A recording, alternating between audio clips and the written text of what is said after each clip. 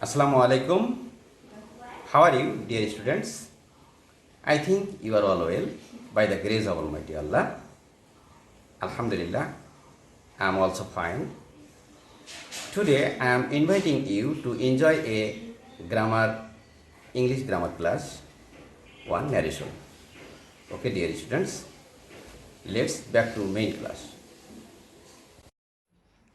সুপ্রিয় শিক্ষার্থীবৃন্দ, তোমাদেরকে আমি আজকের ন্যারেশনে অর্থাৎ ইন্টারোগেটিভ সেন্টেন্সের ন্যারেশন কীভাবে সহজে করতে হয় সে বিষয়টা নিয়ে কথা বলছি। তো প্রিয় শিক্ষার্থীরা, এর আগে যে ক্লাসগুলো দিয়েছি নিশ্চয়ই তোমরা দেখেছো। খুবই সহজে কিভাবে ন্যারেশন শেখা যায় সে বিষয়টা নিয়ে কিন্তু আমার লক্ষ্য। তো প্রিয় শিক্ষার্থীরা, চলো আমরা আজকে ইন্টারোগেটিভ সেন্টেন্সের কীভাবে ন্যারেশন করতে হয় সেটা একটু জেনে নিই। তো ইন্টারোগেটিভ সেন্টেন্সের ন্যারেশন করার সময় তোমাদের বুঝতে হবে ইন্টারোগেটিভ সেন্টেন্স কিন্তু দুই ধরনের হতে পারে। একটা হচ্ছে yes no question, yes no question, আরেকটি হচ্ছে ডাব্লিউএস কোশ্চেন, ডাব্লিউএস কোশ্চেন।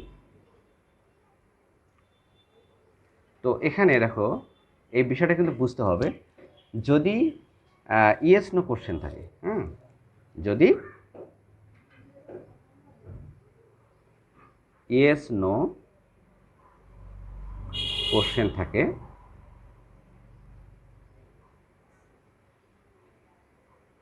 তবে কমা উঠে গিয়ে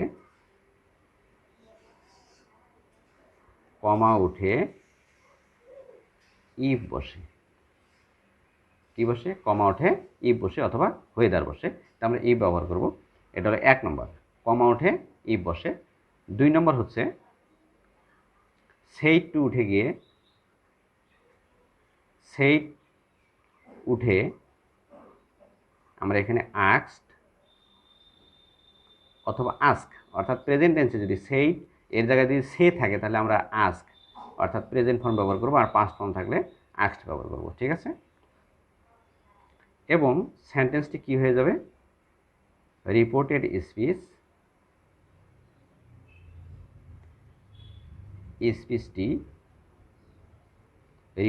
স্পিচটি অ্যাসারেটিভ হয়ে যাবে। মানে যেটা ইন্টারোগেটিভ ছিল সেটা কি হয়ে যাবে? অ্যাসারেটিভ হবে। তার মানে সেন্টেন্সটি আর ইন্টারোগেটিভ থাকবে না। তো আশা করছি তোমরা বুঝতে পারছো। তাহলে এই যে বিষয়গুলো তোমাদের মনে রাখতে হবে।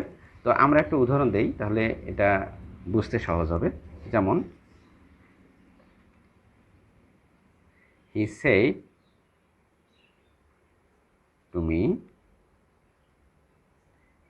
said to me, do you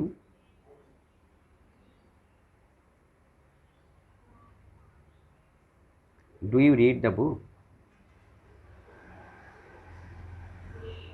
দেখো, do you read the book, তুমি কি বইটা পড়ো? তো এটা কিন্তু প্রেজেন্ট ইনডিফিনিট টেন্সের একটি ইন্টারোগেটিভ বাক্য।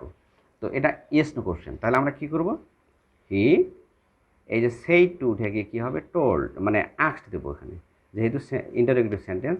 সেই টু উঠে গিয়ে asked, he asked me if, কী হবে? ইফ হবে। দেখো, এই যে ইয়েস নো কোশ্চেন হলে আমরা ইফ ব্যবহার করব। ইফ, ইউ থাকলে অবজেক্টের মতো, অবজেক্ট হলো মি, তাহলে হয়ে যাবে আই।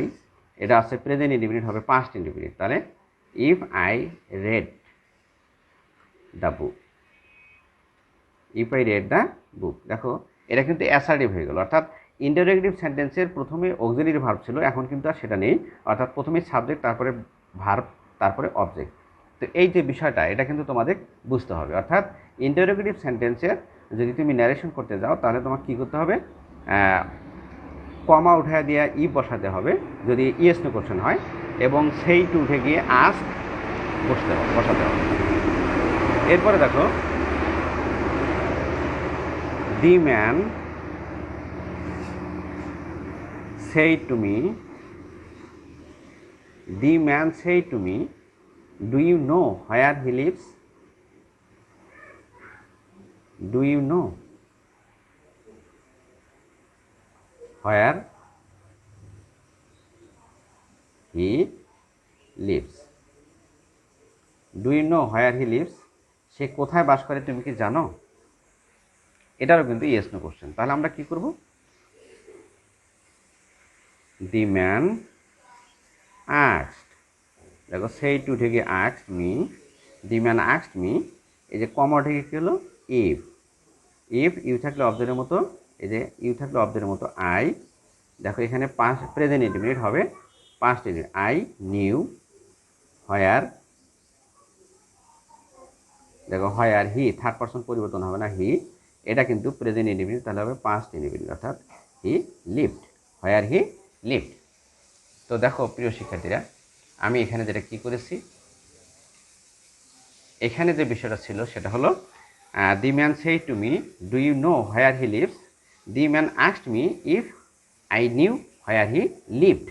তার মানে দেখো এখানে হচ্ছে প্রেজেন্ট ইন্ডিফিনিট হলো পাস্ট ইন্ডিফিনিট, ইউ থাকলে অবজেক্টের মতো, অবজেক্ট হলো আই, মি সেটা হলো আই, নো থাকলে নিউ হয়ে গেল অর্থাৎ পাস্ট ইন্ডিফিনিট সাবজেক্টের পরে পাস্ট ফর্ম, তারপর অবজেক্ট, তারপর হোয়ার এই যেটা আছে হি থার্ড পারসন পরিবর্তন নাই, লিভ লিভড হয়ে গেল। ঠিক আছে, এরপরে দেখো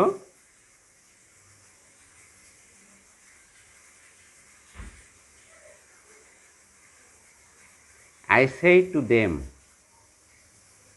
আমি তাদেরকে বললাম, do you have any problem, do you have any problem,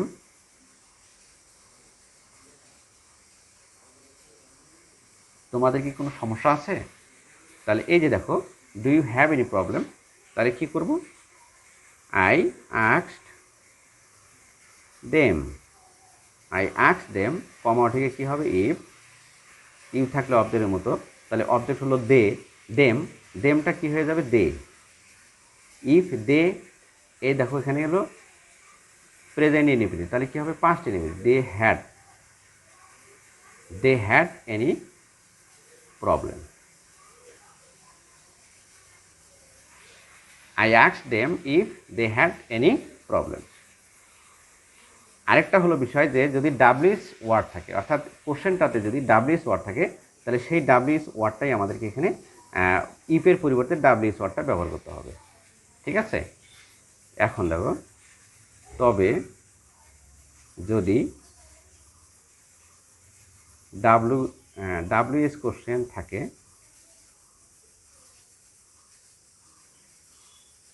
তবে ইফের পরিবর্তে স্থানে আমরা কি বসাবো, উক্ত WS word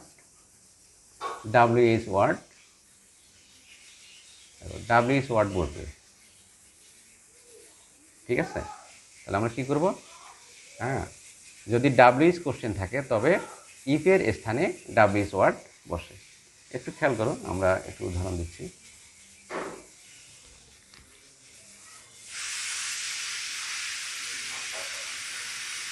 He said to me, how are you? How are you? তো এখানে বলা হলো দেখো he said to me how are you, সে আমাকে বলল তুমি কেমন আছো। তাহলে আমরা কি করব, হি আস্কড মি, এখানে দেখো এই ইফ হবে না, কি হবে, এই হাউ এটাই হবে, হাউ, ইউ থাকলে অবজেক্টের মতো, অবজেক্ট হলো আই, এখানে দেখো প্রেজেন্ট ইনডিফিনিট হবে past indefinite, how I was. তো অ্যাসার্টিভ হয়ে গেল। তোমাদেরকে আগেই বলেছিলাম যদি ইন্টারোগেটিভ সেন্টেন্সের ন্যারেশন করার সময় তোমাদের বুঝতে হবে যখন ইনডাইরেক্ট লিখবো তখন ইন্টারোগেটিভ স্পিচটা কিন্তু ইন্টারোগেটিভ থাকবে না, অ্যাসার্টিভ হয়ে যাবে। ঠিক সেম ওয়ে দেখো Kamal said to me, what are you doing here? What are you doing here, তুমি এখানে কি করতেছো। তো এখানে দেখো কামাল সেই তুমি what are you doing here, এখানে তো ডাব্লিউএস ওয়ার্ড আছে, সো কামাল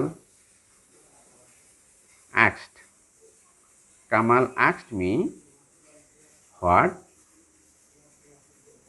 ইউ থাকলে অবজেক্টের মতো আই, ওয়াজ ডুইং, নাও থাকলে কি হেয়ার থাকলে দেয়ার হয়।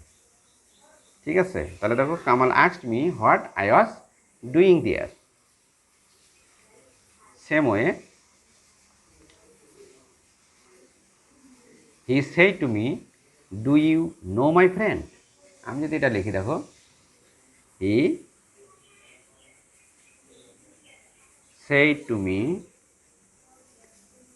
Do you know my friend.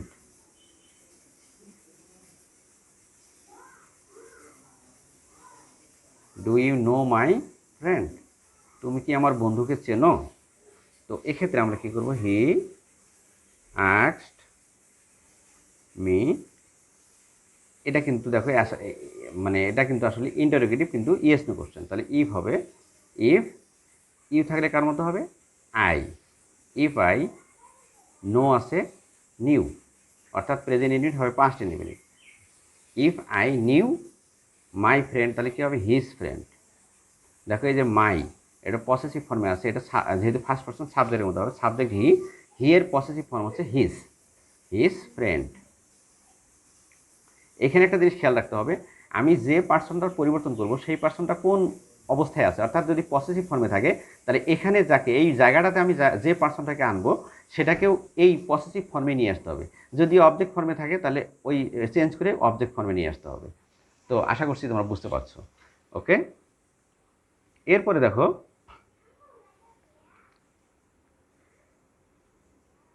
Lima shed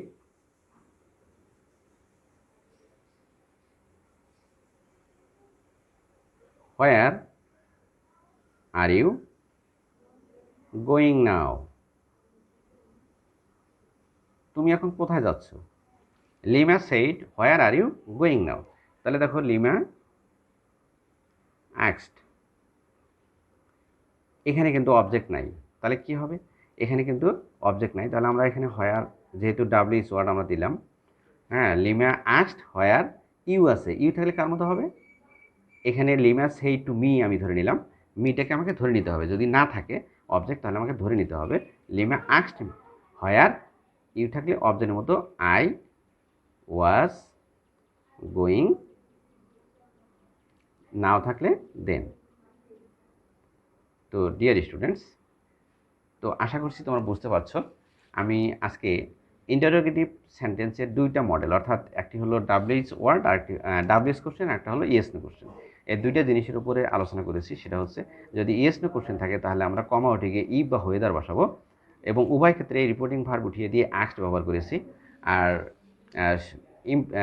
interrogative সেন্টেন্সটি যখন আমি ইনডাইরেক্ট করব তখন সেটা অ্যাসার্টিভ হয়ে যায়, অর্থাৎ subject plus verb plus object, এই স্ট্রাকচার অনুযায়ী হয়ে যায়। তো আশা করছি তোমরা বুঝতে পেরেছো সুপ্রিয় শিক্ষার্থীবৃন্দ। পরবর্তী ক্লাস আমরা এই ন্যারেশন বিষয়ে আরও কিছু আলোচনা করব, সে বিষয়গুলো তোমাদের দেখার আমন্ত্রণ জানিয়ে আমি এখানে শেষ করছি। তোমরা সবাই ভালো থাকবে, সুস্থ থাকবে, আল্লাহ হাফেজ।